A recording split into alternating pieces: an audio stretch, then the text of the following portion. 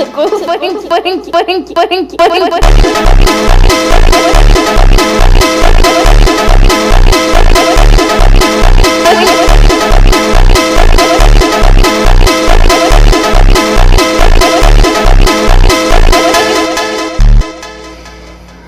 eu odeio.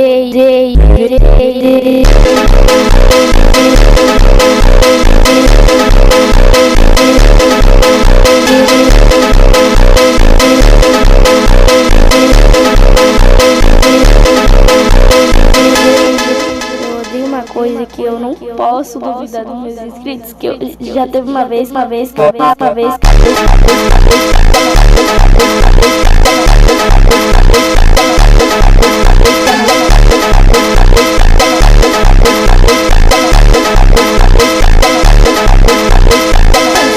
fizeram uma fanart